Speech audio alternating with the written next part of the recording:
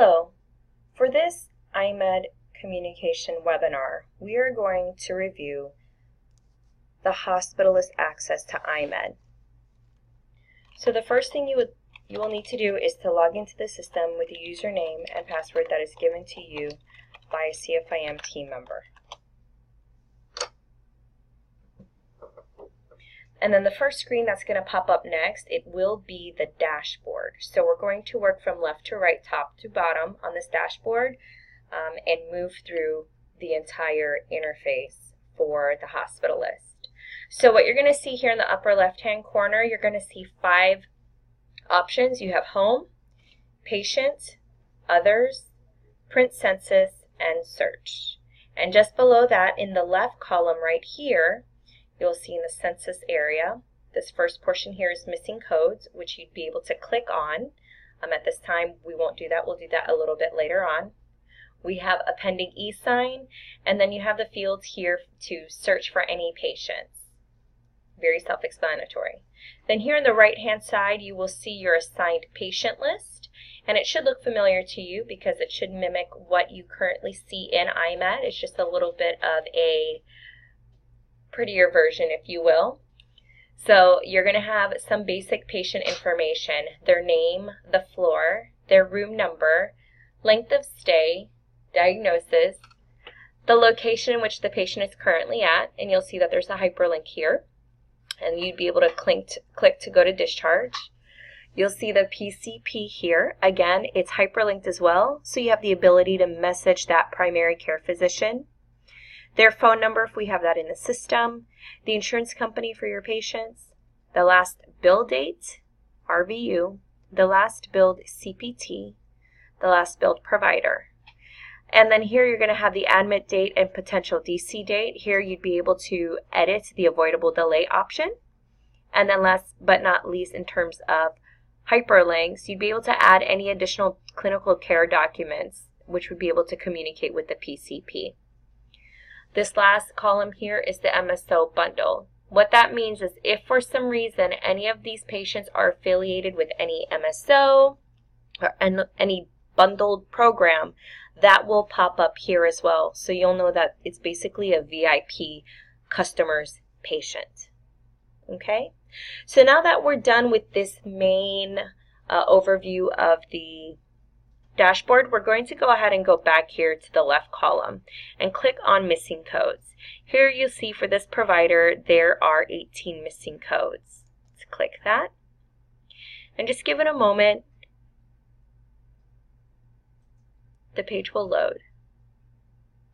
Okay, so here you're going to see your patient name, the room number, which hospital campus the patient is on, the date of service, the last billed CPT code, the not seen option, any active ICDs affiliated with this patient, and there's a button here for billing details.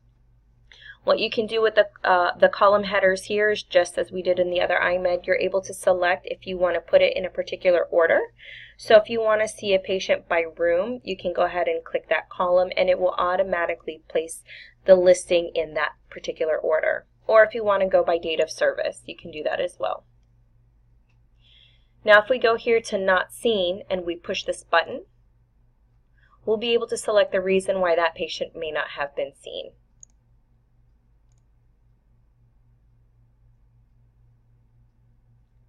And then when you click submit, we just have to wait till it loads. And then we're going to go ahead and move over to billing details.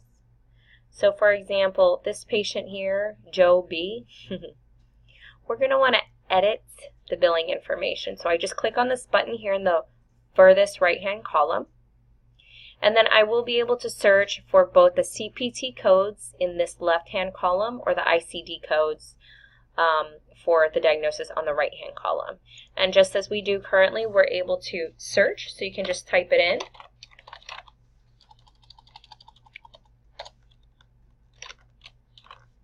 And then you're able to select. Let's say I want to do observation care.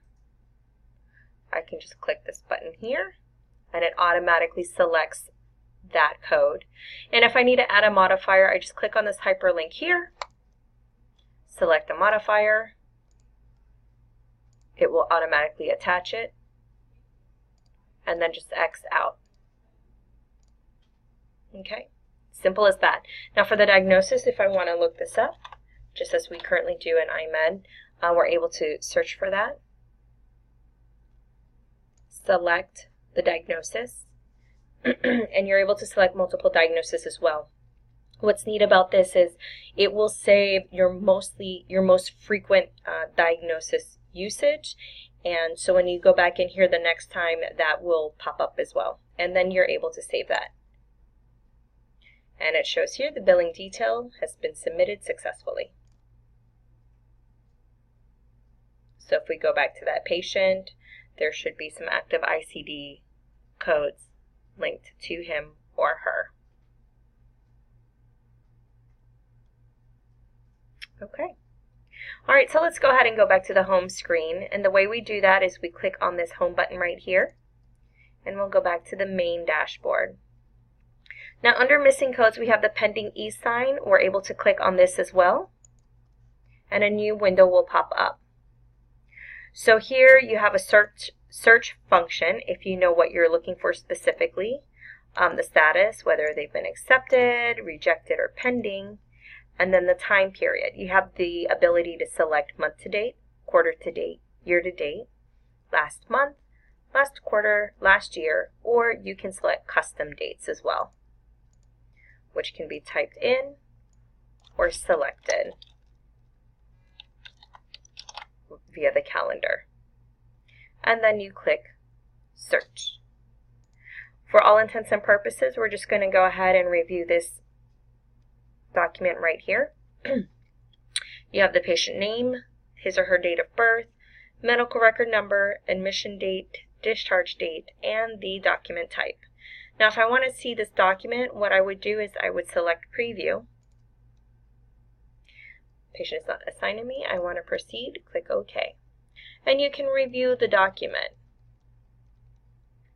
And you'll see where we have to sign the document. You plug in your PIN. You can either accept or reject. I'm going to reject because this is not my patient. And then you can click e-sign or close. Okay. And that's it. So let's go ahead and go back to the home screen.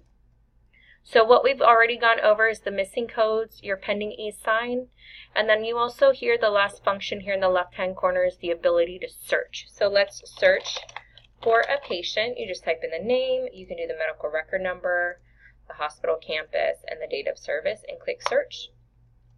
And you'll see a patient pulled up. You have the ability to assign this patient to another provider by selecting this checkbox, selecting the date we're going to assign the patient,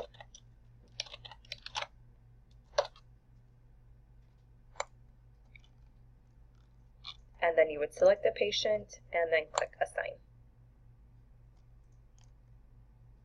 If you would like to discharge the patient, we can click this button and click discharge. Oh, I didn't put a date.